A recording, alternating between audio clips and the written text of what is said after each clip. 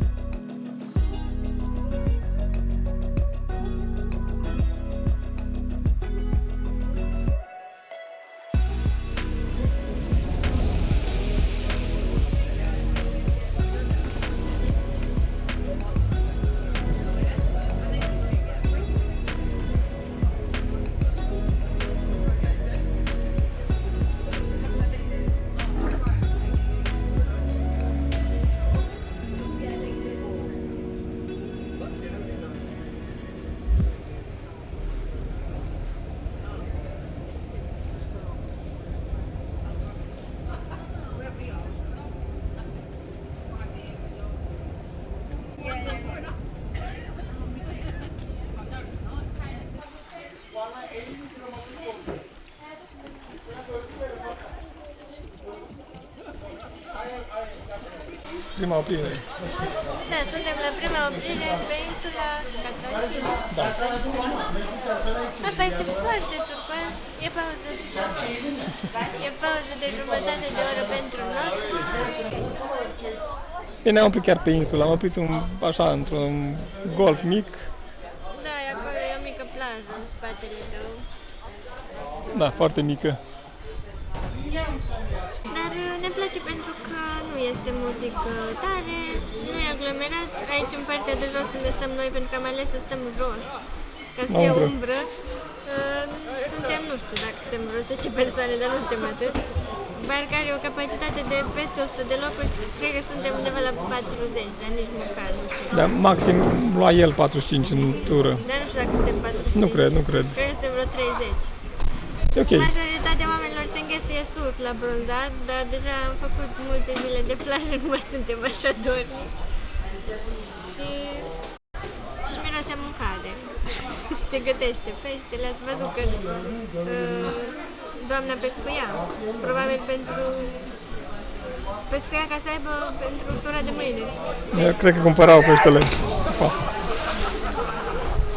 Cineva tocmai a strigat. Cumpăra pentru că doamna nu te-a prins. Da. Uite că se pregătește de micul de prânz. Deja ne aduc șervețele. Da. Alex, weißt du, von wo ich gesprungen bin? Von da oben gesprungen. Ich war auch von da oben.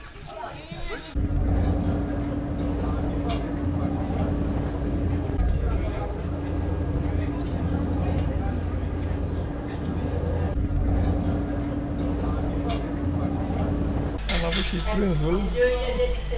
Da, adică era tipul bufet, doar că ți se punea în față. Nu ți punea în față. Bănuiesc că tot bufete și asta, nu știu. Am făcut cu porția. Da, a fost ok. Chiar a fost ok. Mâncarea. Și acum e din nou o pauză de not.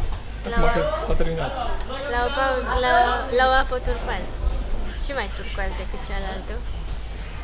Tocmai a strigat plecarea băiatul cu barca. Și doamna pe care ați văzut-o mai devreme pescuiește acum pe geam. Deci ea pescuiește din orice unghi. Pescuiește fără undiță.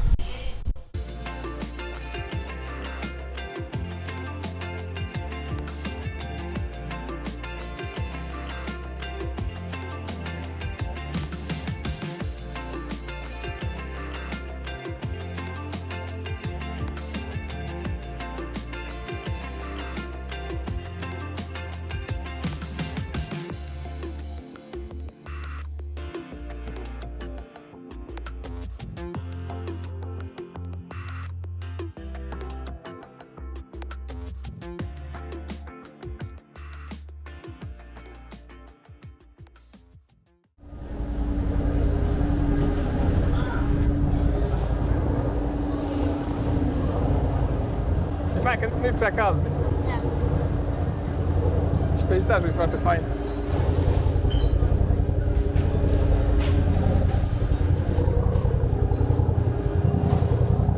Mai soarele în față.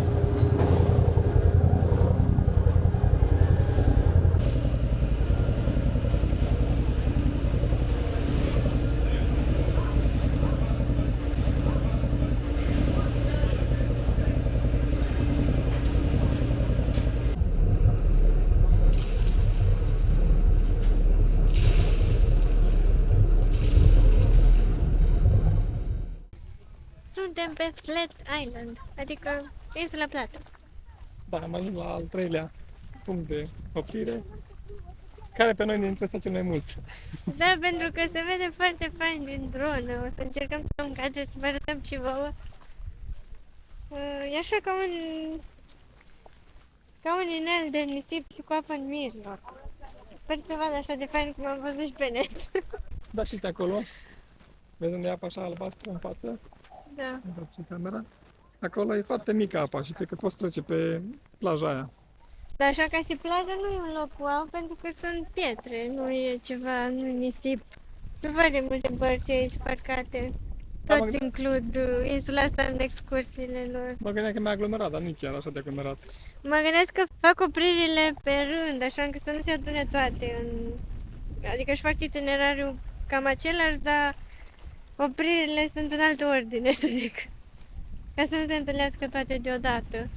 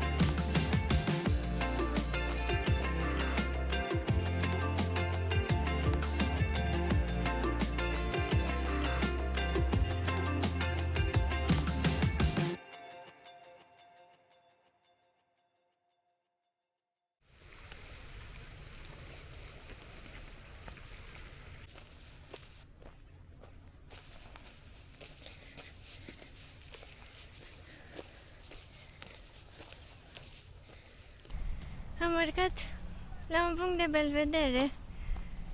Am văzut o potecă acolo, imediat după ce se termina limba de nisip. Și da, e un punct de belvedere, se vede foarte fain de aici. Acolo în față e inelul ăla de nisip pe care l-ați văzut din dronă. Acolo e o altă insulă. E foarte faină culoarea apei.